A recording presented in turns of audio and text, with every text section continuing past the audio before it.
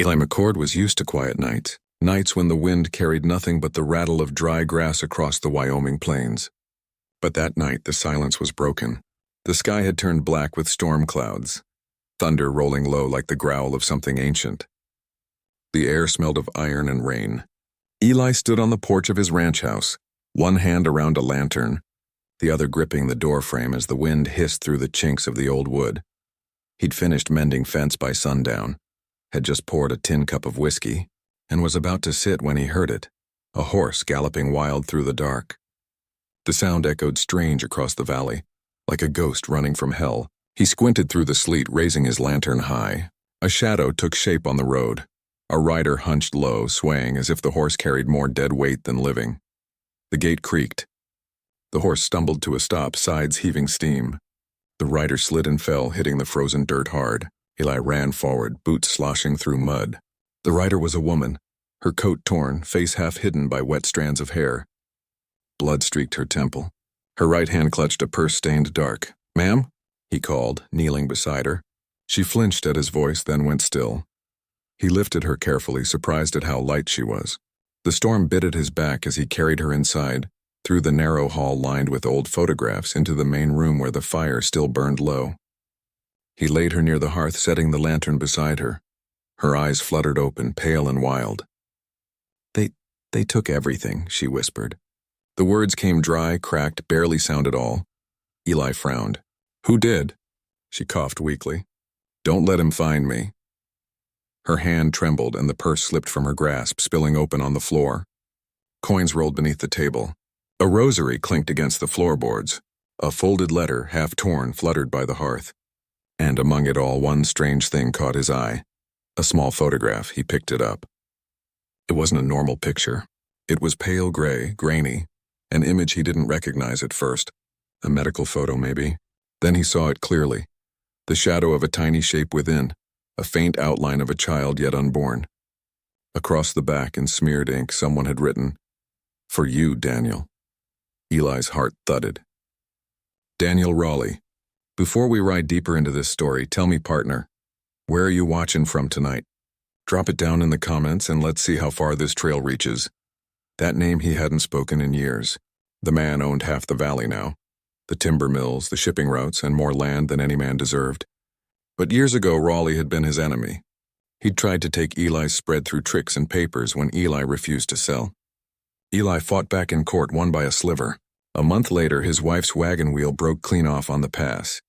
Folks called it an accident. Eli knew better. The woman stirred again. "Don't let him find me," she repeated. "He'll kill us both." "Us?" he asked quietly. Her hand drifted to her belly, faintly rounded beneath the coat. "Please," she breathed. Then her eyes rolled shut. Eli stared at her, then at the photograph, then toward the window where the rain streaked like rifle smoke. His gut twisted. He turned down the lantern, letting the shadows close in. For a moment only the wind moved, whispering against the eaves. Then faintly he saw it, lights flickering out in the dark. Lanterns on horseback moving fast, sweeping the lower ridge. His jaw set. He moved to the wall and lifted down his old rifle, the same one that had hung untouched since the night his wife died. He checked the chamber, loaded a shell, then glanced back at the woman by the fire. Outside, the hoofbeats grew louder, spreading like thunder over the wet earth. Eli blew out the lantern, plunging the room into shadow. The fire's glow flickered low against his face as he took position by the door. His voice came out rough, almost calm. "Too late," he whispered. "They're already here." The wind hadn't let up. It came shrieking across the open plains, carrying with it the sharp bite of sleet that stung the skin and rattled the windows. Eli McCord stood by the front door, watching the shapes out in the dark valley below. The lanterns he'd seen earlier had stopped moving. For a long while, there was nothing but the drumming of rain on the porch roof and the faint groans of the wind against the barn. Then he heard it, the crunch of hooves, slow and deliberate, coming up the ridge road. He took a breath and set his rifle near the wall. The woman still lay unconscious by the fire, her skin slick with fever. Her chest rose and fell unevenly. For a moment, Eli thought of waking her, asking who was coming, but it was too late. The horses were close now. He could hear the jingle of tack, the murmur of voices. Lantern light flared through the fog, bright and yellow, casting long shapes across the yard. 3 riders, big men wrapped in oilskin coats, snow dusted over their hats and shoulders. They moved with the kind of ease that came from long work, or long hunting. One of them, the one in front, swung down and climbed the porch steps with a heavy boot.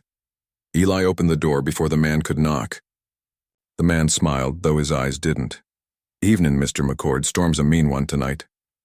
His voice was smooth, practiced. He shifted his rifle against his shoulder like he wanted to show it off.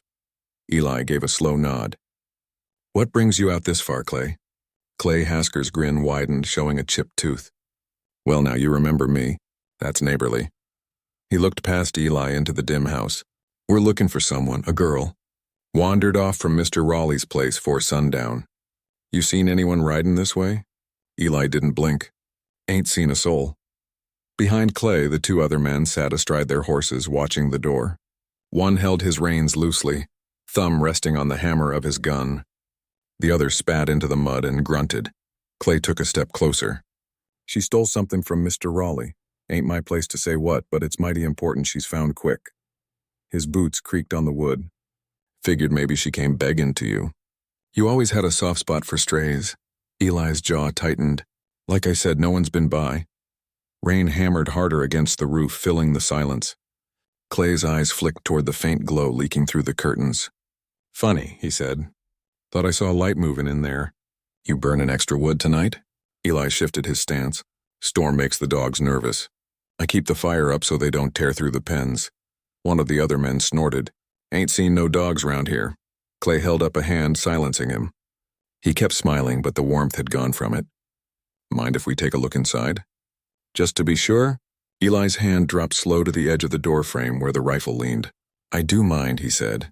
The 2 men in the yard tensed, the horses shifting beneath them. The air thickened, that moment between words and gunfire. Eli could feel his heart steady itself, same as it used to before a fight. Then Clay let out a small laugh. "Easy there, McCord. Didn't mean to rile you. I respect a man's home. We'll take your word." He reached up and tipped his hat, water dripping off the brim. "Mr. Raleigh's a fair man. If she does happen to wander by, best you send her back our way before sunrise. Otherwise, he might take it personal." Eli said nothing. Clay stepped down from the porch and swung into the saddle.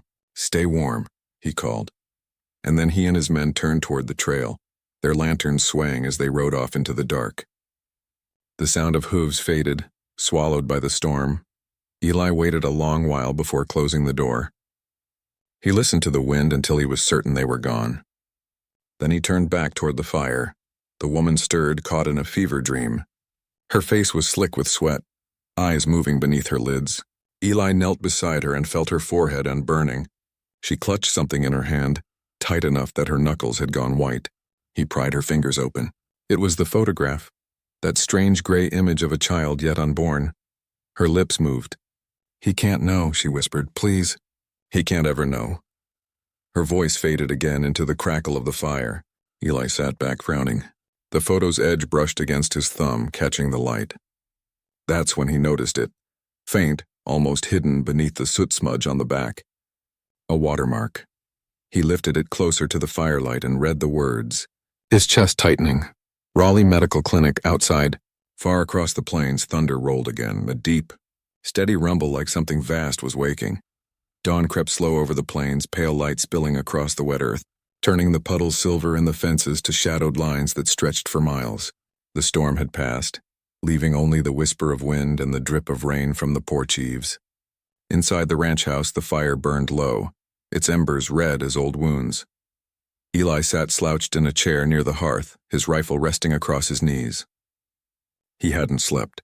Every so often he'd look to the window, half expecting to see lanterns again or hooves kicking up mud along the ridge. But there was nothing. Just stillness. Then the woman stirred, a soft sound barely more than a breath. Eli straightened as she opened her eyes, blinking at the light.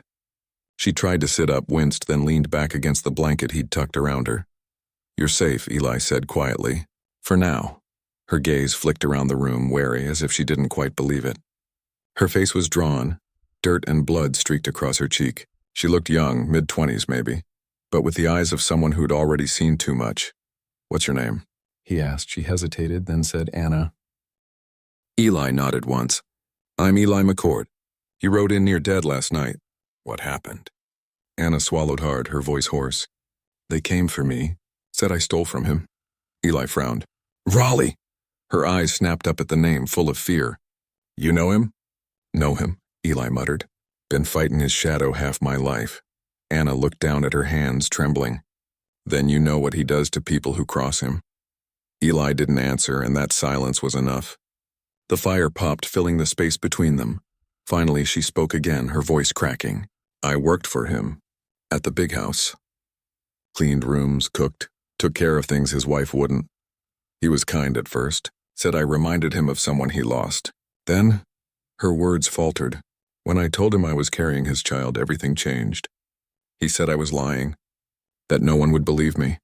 Then his men came with orders, to make sure the problem went away before it spread.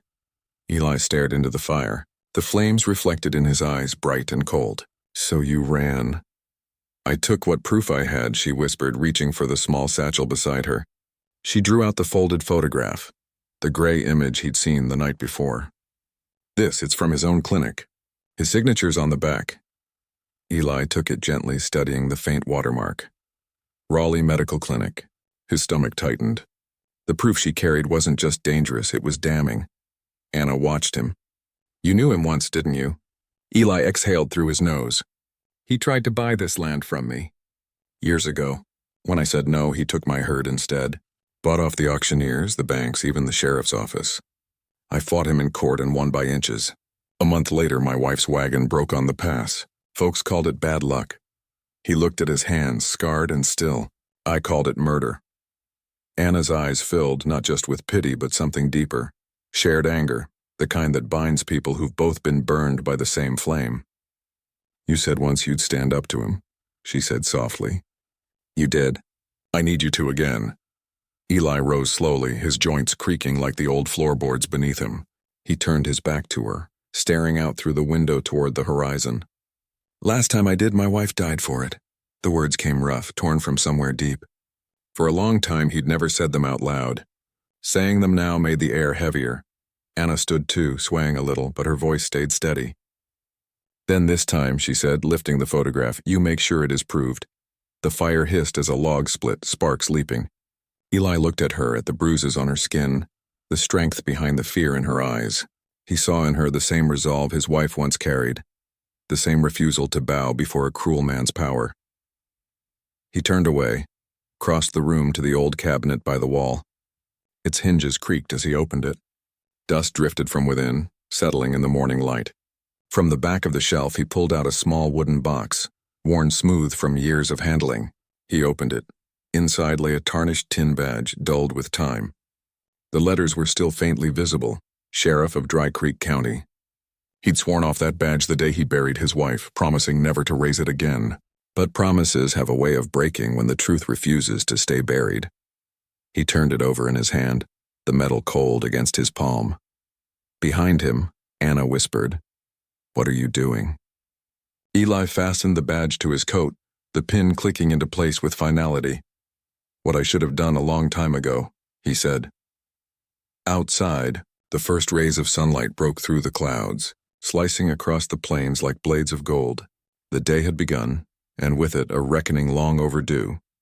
By mid-morning the storm had broken, leaving the air sharp and brittle with cold. The earth steamed under the newborn sun as Eli McCord hitched his wagon, the boards creaking beneath the strain. He'd covered the bed with old burlap and blankets, enough to keep prying eyes away. Beneath them, Anna lay quiet, her breath shallow but steady. He guided the team onto the rutted trail toward Dry Creek, the nearest town, a stretch of dust and brick built around a rail stop.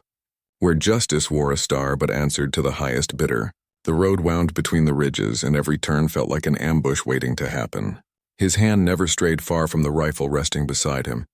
When the first buildings came into view, general store, livery, and the office of Walt Sims, sheriff, Eli felt his gut tighten. He'd known Sims for years. Back before the badge, Walt had been a decent man. But men didn't stay decent long in a valley owned by Daniel Raleigh. Eli reined the horses to a stop in front of the office, climbed down, and rapped his knuckles against the door.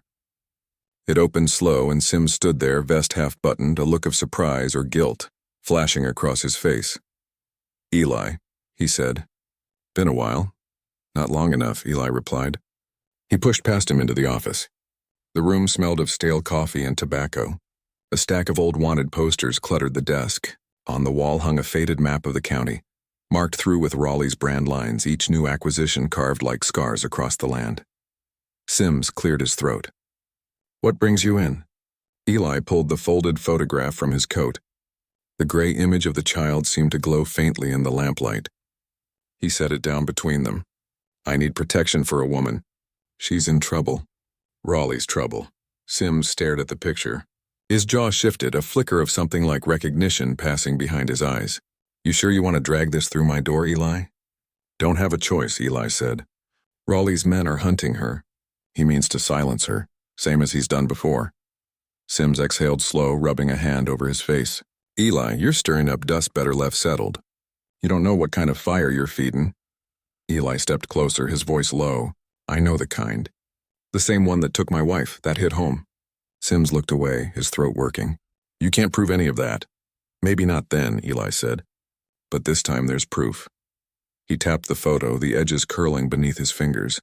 His name stamped right on it. "She's carrying his child." Sims didn't move. The clock on the wall ticked loud in the silence. Finally, he sighed. "Even if that's true, it ain't my fight. The law don't reach where his money does. If this story's got your heart pounding, don't just sit quiet. Hit that like button and saddle up with us. There's more justice and fire where this came from." Eli's voice sharpened. "So the law bends to the man with the biggest pocket now?" Sims looked down at his desk. "It's the way things are." Eli stared at him, disgust mixing with old hurt. "Then maybe it's time they change." He turned for the door, hat brim low against the glare. As he stepped outside, the sound of the telegraph machine from the adjoining office caught his ear. Sharp, rhythmic clicks cutting through the quiet. He froze. Through the open window, he caught a glimpse of the telegraph clerk finishing a message, handing it off to one of Raleigh's riders who stood waiting by the counter. The man pocketed the paper, nodded, and left. Eli's stomach dropped. Sims hadn't even waited for him to leave the room. He climbed back onto the wagon, his expression stone. "Hold tight," he murmured toward the back where Anna lay hidden. Then he slapped the reins, guiding the horses toward the far end of town. As the wagon rolled past the saloon, Eli slowed. The piano inside had gone quiet. Through the open doors, he saw them. 3 men just stepping in from the street. Clay Hasker led the pack, snow still on his hat brim, rifle half hidden beneath his coat. His eyes scanned the street once, sharp as glass. Eli ducked his head, pulling the brim of his hat low. The wagon wheels clattered over the boards, carrying him past before anyone looked twice. But in his chest, the dread coiled tighter. The game had just turned. Raleigh already knew. The town had turned to shadow by the time Eli steered the wagon behind the livery and cut the horses loose. The air was thick with gun oil and wood smoke. Somewhere down Main Street, a piano stumbled through the final notes of a song before silence swallowed it whole. He could feel it in the air. Raleigh's men were already here. "Stay low," he whispered. He helped Anna down from the wagon, her face pale, eyes wide beneath the shawl. They moved quick, slipping through the narrow lanes between buildings where the mud sucked at their boots. The back alleys of Dry Creek were a maze of fences, stacked crates, and half-frozen puddles that gleamed under the moonlight. Every sound, every breath felt too loud. From the street came the clatter of hooves and the sharp bark of orders. "Fan out. Check every barn, every stable." Clay Hasker's voice carried like iron on wind. Eli pressed a finger to his lips. Anna nodded, trembling. They ducked behind a tannery, then crossed behind the old blacksmith shed where sparks still glowed faintly in the forge pit. The smell of burnt iron clung to the air. Anna clutched the purse close to her chest, but her steps faltered. I can't run much more," she gasped. "Just a little farther," Eli murmured. "Once we reach the churchyard, we'll find cover." A boot scraped behind them. Eli froze. Slowly, he turned. Out of the dark stepped Clay Hasker, hat tilted low, a grin like a knife. "Evening, McCord. Hell of a night for a stroll." 2 of his men emerged from either side of the shed, rifles leveled. Eli's hand hovered near his gun belt. "Town's asleep, Clay. You're trespassing." Clay chuckled. "Town belongs to Mr. Raleigh, same as everything else. Now hand over the girl. She's got something that ain't hers." Anna clutched the purse tighter. "It's not his either," she whispered. Clay's grin faded. You should have stayed quiet. He raised his hand. Boys. The command never finished. Eli drew and fired in one motion. The flash lit the alley in a burst of white. One of Clay's men dropped, the other ducked behind a water trough. Bullets sparked off the blacksmith's anvil, ringing out like hell's own bell. Anna screamed, diving behind a stack of barrels as splinters flew. Eli rolled for cover, reloading with shaking hands. Clay's voice rang out through the smoke. You always were too damn stubborn, McCord. Guess that makes two of us. Eli shouted back and fired again. Clay's hat spun off his head, a bullet grazing his temple. He cursed, stumbled, then fired blind into the haze. The forge caught a spark, and flames licked upward, painting the walls in gold and shadow. Eli used it. He darted left, caught sight of movement, and squeezed the trigger. Clay's last man fell backward into the mud, rifle clattering from his hand. The gunfire died. Only the hiss of the burning forge remained. Smoke coiled around them like ghosts. Anna crawled out from behind the barrels, shaking, eyes wide. Eli reached for her, checking she was unhurt. You all right? She nodded, then gasped. The purse had spilled open again, coins and papers scattered across the ground. Eli bent to gather them, but something caught his eye. Something folded and creased, tucked behind the ultrasound photo. He pulled it free, squinting through the flickering light. It wasn't just paper. It was a legal deed. The top line read, Transfer of Ownership, Raleigh Holdings, Section 12-18, to heir upon birth. Eli's jaw tightened. Anna, what is this? Her breath came fast. He said it was just a will, she whispered. Said he wanted to make sure his child would be cared for. But it's more than that, isn't it? Eli turned the page, scanning the stamp, the signature. Raleigh's own name sealed under county mark.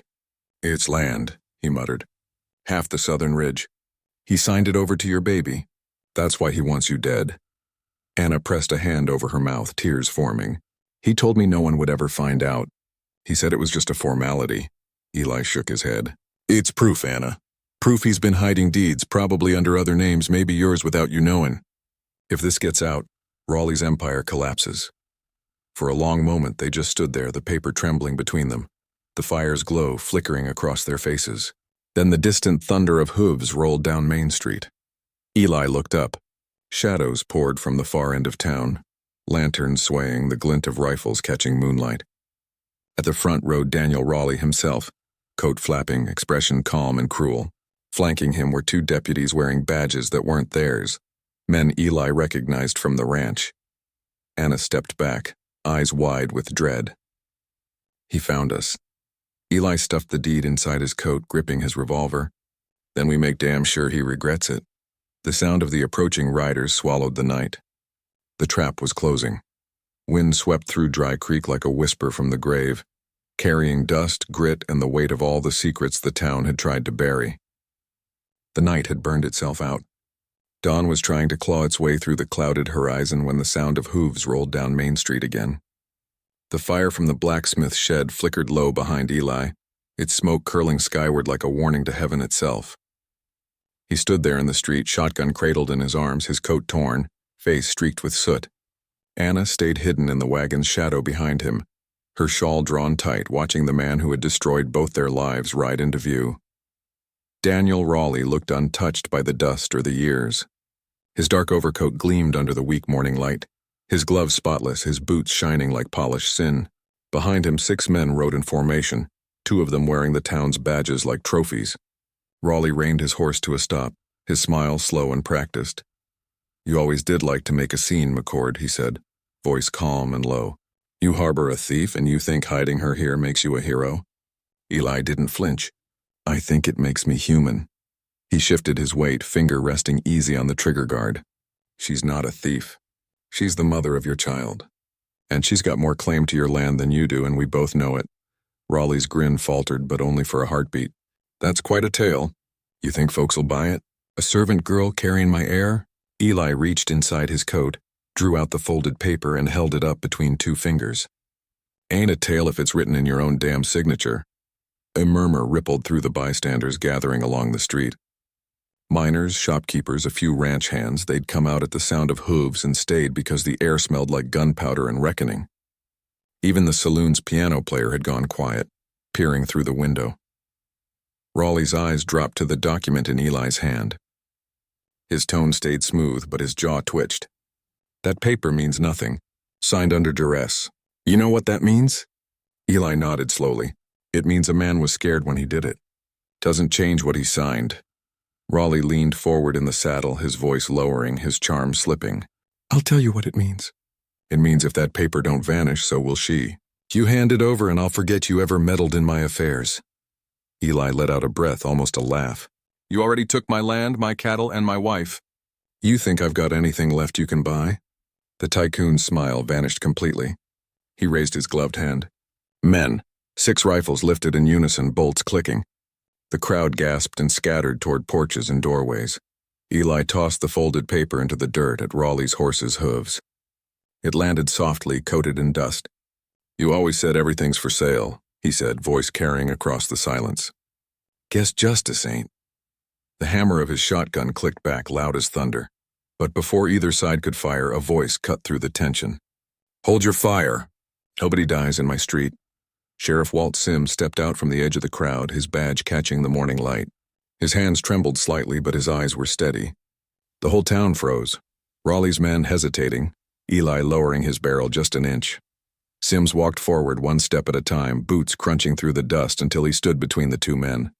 Drop the rifles, he said softly. All of you. Raleigh's eyes narrowed. You forget who pays you, Sheriff? Sims looked at him, then at the people watching from behind barrels and doors. Maybe it's time I remembered who I'm supposed to protect. For a heartbeat, the only sound was the wind and the creak of saddles. Then Eli saw Raleigh's hand twitch near his coat, reaching for the revolver at his side.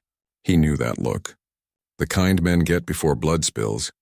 And though Sims stood between them, though the world held its breath, Eli's instinct screamed louder than reason. The next moment would decide everything. The morning light was harsh and merciless as it spilled over Dry Creek's main street. Dust hung in the air like smoke from an invisible fire. Eli stood motionless, the shotgun heavy in his grip, while Sheriff Sims stood between him and Daniel Raleigh. The silence was a taut wire ready to snap. The town seemed to hold its breath. Every window filled with pale faces.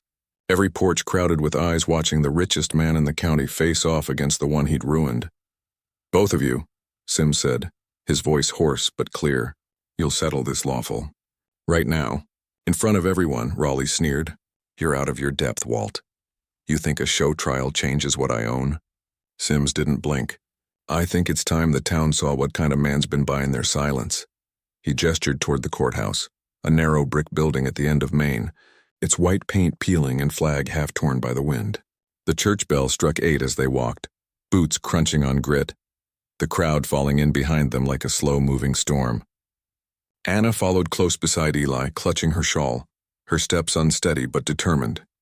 Inside, the air was thick and still. The town clerk, Mr. Harlan, shuffled nervously behind his desk, while the preacher stood by the door, hat in hand, as if even he wasn't sure whether he was witnessing justice or a hanging. Raleigh leaned on the railing, arms folded, his eyes cold and gleaming. You really want to drag my name through the mud, McCord? After everything I let you keep? Eli said nothing. Anna stepped forward, her hands trembling but her chin lifted high. This isn't about land or cattle, she said softly. It's about a man who thought he could take everything and leave no trace. She reached into her purse and laid 2 items on the clerk's desk. The ultrasound photograph, creased and smudged from the road, and the folded deed Eli had found. The clerk adjusted his spectacles, squinting at the faded ink. The room buzzed with murmurs. Raleigh let out a low laugh. That's what you're hanging this circus on? A picture on a piece of paper? He turned to the crowd. You all know how easy it is to fake a signature. She's lying, probably coached by this washed-up rancher looking for payback. Anna's voice cracked, but she stood firm. You think you can erase me, just like you erased his wife. But not this time, Daniel. Eli stepped forward then, pulling something from his coat pocket. A sealed envelope, edges worn from years of dust and waiting. He tossed it onto the desk beside the deed. This came from Raleigh Medical Clinic, he said. Filed the same week that photo was taken. Sworn affidavit from Dr. Hellman himself, confirming Daniel Raleigh's handwriting and instructions to conceal the pregnancy. The clerk's eyebrows shot up. The preacher crossed himself. A hush swept through the room, so heavy it felt like the walls leaned closer to hear. Raleigh's composure cracked. You son of a... He lunged across the table, but Eli caught him by the collar and slammed him back against the wall. The shotgun stayed low, but his voice cut through the stillness like a blade.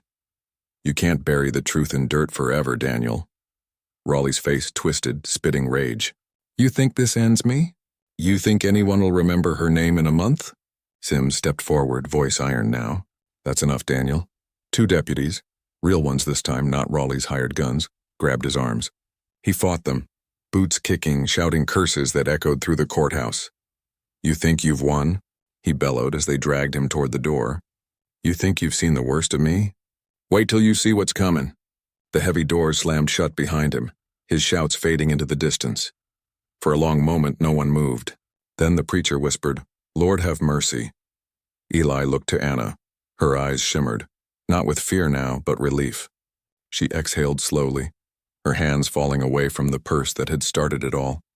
Outside, the bell tolled again, this time clear and steady, echoing down the valley like the sound of something finally set right. Though deep down, Eli knew the storm wasn't over yet. The fire started with a whisper, the faint crackle of timber catching in the dark. By the time Eli McCord woke, it was roaring like a beast loosed from hell. Orange light flashed through the cracks of the cabin shutters, and the acrid smell of smoke filled his lungs before he even reached the door. He threw it open barefoot on the dirt, and what he saw froze him where he stood. His barn, the heart of his ranch, the one thing he'd managed to rebuild after the drought, was a tower of flames clawing at the night sky. Sparks shot into the wind, lighting the horizon in ghostly amber. "Anna," he shouted, grabbing the rifle from the wall. He ran, boots slipping in the loose dirt as the fire spread. The heat hit him like a wall, searing his skin. Inside, the horses screamed, a desperate, terrified sound that cut through the roar of burning wood. He covered his face with his arm and kicked the door in. The flames surged out, licking his coat, and the air turned to smoke and cinder. He staggered inside anyway, eyes watering, heart pounding in his throat. Anna was there, near the stalls, trying to free the last horse from the post, her shawl blackened by soot. She coughed hard, voice breaking. "Eli, the latch, it's stuck."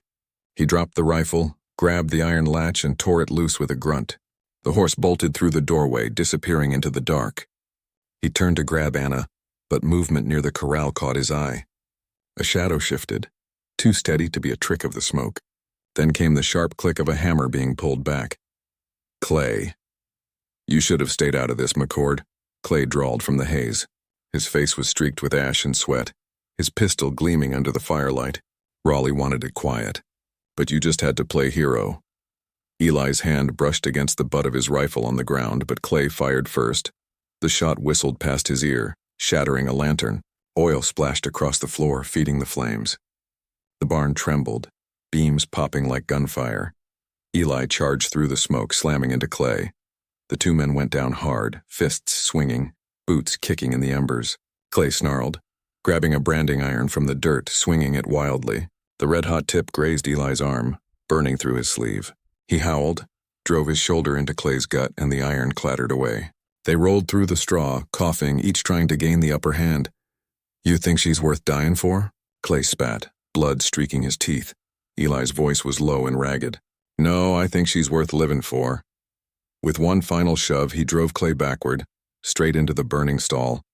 The man screamed as the fire swallowed him, his figure twisting in the orange glare before collapsing into shadow. The smell of scorched leather filled the air. Eli stumbled out of the barn, dragging Anna with him. Behind them, the roof gave way, sparks spiraling into the black sky. They collapsed in the dirt, coughing, the flames reflecting in Anna's wide eyes. She reached into her soot-streaked shawl and pulled out the ultrasound. Edges curled and blackened, but intact. "You kept your word," she whispered. Eli looked toward the smoldering barn, chest heaving. Wasn't going to let him take anything else. They sat there as the fire burned itself down, the long night giving way to pale light creeping over the horizon. The land looked ghostly, blackened fences, ashes drifting like snow. Then came the sound of hooves, steady, deliberate, approaching from the east road. A sheriff's posse rode up, rifles slung, dust rising behind them. Sims led the front, face grim beneath his hat. He dismounted, his voice carrying across the still air. "Raleigh tried to run," he said. "Took the canyon road at full gallop. Didn't make it past the gorge. Eli stared toward the rising sun, its light spilling over the charred remains of his barn. Somewhere behind him, the fire hissed out with a final sigh. The wind carried the scent of smoke, and justice mingled as one. Morning light washed over the valley in soft gold, spilling across the hills like a promise.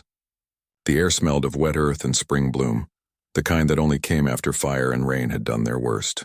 The land that once burned under the weight of greed now breathed again, green shoots pushing through the blackened soil. Eli McCord stood by the split-rail fence, hat in hand, watching the wind ripple through the grass like waves. Behind him, the soft rustle of a dress. Anna Rowley, her belly round beneath a faded blue shawl, walked slowly along the rebuilt pasture, her boots sinking into the damp ground. Her hair glowed in the new light, loose strands catching the morning breeze. She paused by his side, one hand resting on the fence, the other over her stomach. "They're growing fast," she said softly, her voice carrying the faintest smile. "The grass, the horses, even the boy inside me." Eli chuckled low, a sound almost foreign after all those hard months. "Guess the land knows when it's finally free." Ahead of them stood a wooden marker, new but already sun-bleached. The letters were carved deep, steady, and sure.